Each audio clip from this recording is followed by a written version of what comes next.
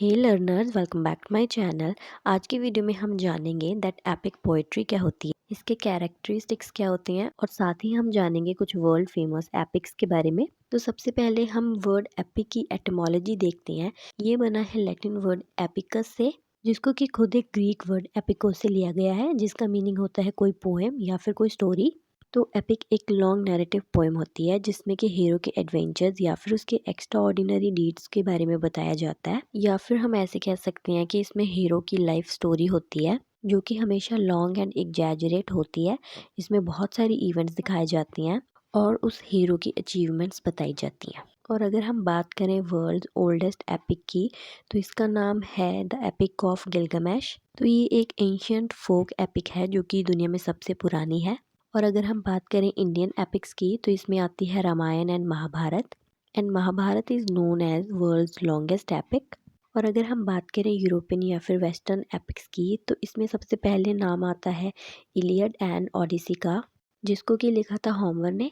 तो इसके अलावा कुछ और वर्ल्ड फेमस एपिक्स हैं, जैसे कि वर्जिल की इनियड, जॉन मिल्टन की Paradise lost and paradise regained, Edmund Spenser की द फेयरी क्वीन, ओविड की मेटामॉर्फोसिस, और इनके अलावा डेंटे एंड डेरिक वॉलकॉट की एपिक्स भी पढ़ी जाती हैं। तो ऐसे इनकी लिस्ट बहुत लंबी है, लेकिन कुछ फेमस एपिक्स के बारे में हम ऑलरेडी डिस्कस कर चुकी हैं। एंड होमर को फादर ऑफ एपिक पोएट्री माना जाता है। तो अब हम पढ़ते हैं कि एपिक पोएट्री के फीचर्स क्या होते हैं। तो इसमें एक लेजेंडरी हीरो होता है और वो हिस्टोरिकली एक इम्पॉर्टेंट फिगर होती है।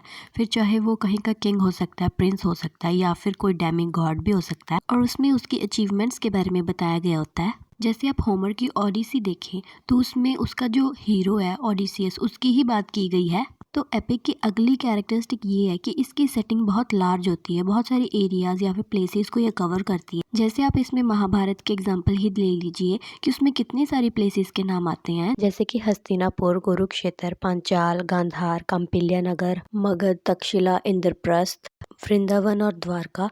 तो ऐसी और बहुत प्लेसेस के नाम आते हैं। तो आप समझ सकते हैं कि एपिक की सेटिंग बहुत लार्ज होती है। तो इसका नेक्स्ट फीचर ये है कि इसमें सुपर नेचुरल एलिमेंट्स होते हैं। तो इसमें god and demon, devil and angel, fairies और हेल एंड हेवन का जिक्र होता है। हर एक एपिक में ये सभी एलिमेंट जरूर होते हैं। तो इसकी नेक्स्ट कैरेक्टरिस्टिक ये है कि इसमें हमेशा एक थीम होता है जो कि सीरियस होता है। एपिक हमेशा सीरियस होती है, इसमें कोई भी फनी या कॉमिक एलिमेंट नहीं होता। अगर है तो फिर उसे मॉक एपिक कहते हैं। जैसे जॉन मिल्टन की पैराडाइज लॉस्ट की बुक 1 है, तो उसका थीम है man's first disobedience to the god. और अगर हम बात करें होमर की इलियड एंड ओडिसी की, तो इन सब का थीम था ट्रोजन वॉर। बिना थीम के कोई भी एपिक नहीं हो सकती। तो इसका नेक्स्ट फीचर ये है कि ये हमेशा वर्स में लिखी जाती है। वर्स एंड प्रोस में मैं आपको सिंपल डिफरेंस ये बताना चाहूँगी कि जो पोइम है वो मोस्टली वर्स में लिखी जाती हैं एंड जो नॉवेल्स हैं वो प्रोस में लिखी जाती हैं। तो नेक्स्ट फीचर ये है कि इसमें ग्रेट एक्शंस दिखाई जाती हैं। जैसे हीरो की बहादुरी को दिखाया जाता है, उसकी करेज, वर्च्यू, पेट्रियोटिज्म एंड उसकी काइंडनेस। जैसे आप वर्जिल की इनियड को देखें कि इनियस एक ट्रोजन था एंड वो कैसे रोमन्स के लिए इंस्पिरेशन बना। तो इसमें उसके ग्रेट एक्शंस को दिखाया गया है, उसकी लाइफ के बारे में बताया गया है। और ऐसे ही होमर की ओडिसी है, उसमें ओडिशियस के बारे में बताया गया है। वो इथाका का किंग था और ट्रोजन वॉर में पार्टिसिपेट करने के बाद 10 ईयर्स बाद वो अपने किंगडम में वापस आया था। और इन सालों में वो कहाँ कहाँ गया, उसने क्या क्या काम किया, ये सभी चीज़ें बताई गई होती हैं। मेनली उसकी ब्रेवरी, उसकी वेलर के बारे में बात की गई होती है। तो एपिक की नेक्स्ट कैरेक्टरिस्टिक ये है कि इसमें लॉन्ग स्पीचेस होती हैं। जैसे आप पैराडाइज लॉस्ट में देखें कि सैटर्न अपने फॉलोअर्स को कितनी लंबी लंबी स्पीच देता है। हर एक एपिक में स्पीच का बहुत इंपॉर्टेंट रोल होता है। तो एपिक का नेक्स्ट फीचर ये है कि इसमें हमेशा एक मॉरल लेसन होता है। जैसे आप महाभारत को पढ़ के देख सकते हैं कि इसमें हमें कितनी सारी चीज़ें बताई गई हैं। कहते हैं कि दुनिया में ऐसा कोई भी ज्ञान नहीं है जो महाभारत में ना हो। तो ये हमें एक नहीं बहुत सारे लेसन्स देते हैं। तो एपिक का नेक्स्ट फीचर ये है कि इसका जो डिक्शन है वो हमेशा ग्रैंड होता है। डिक्शन होता है चॉइस ऑफ वर्ड्स। अगर एपिक में कोई छोटी चीज़ के बारे में भी बात की गई होती है, कोई कॉमन चीज़, तो उसके लिए भी एलिगेंट लैंग्वेज यूज़ की जाती है। इसमें कॉमन लैंग्वेज यूज़ नहीं की जाती। और इसमें सिमिलीज एंड मेटाफर्स का बहुत यूज़ होता है।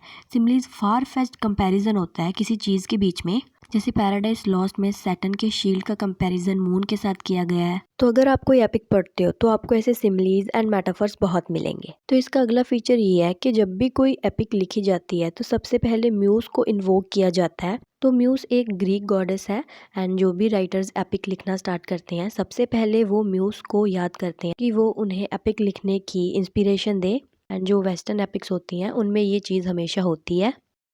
और इसका लास्ट फीचर ये है कि ये हमेशा एग्जैजुरेटेड एंड लॉन्ग होती है। जॉन मिल्टन की पैराडाइज लॉस्ट की 12 बुक्स हैं। होमर की ओडिसी 24 बुक्स में डिवाइडेड है। तो ऐसे एपिक पोइट्री हमेशा लॉन्ग होती है। तो यहीं पर हमारी वीडियो होती है ख़त्म। मैं उम्मीद करती हूँ कि आपको एपिक पोइट्री का मीनिंग एंड इसके फीचर्स समझ में आए होंगे। आप लोग कमेंट में मुझे बता देना कि अगर आप लोगों को किसी टॉपिक पे वीडियो चाहिए तो। So see you in the next video.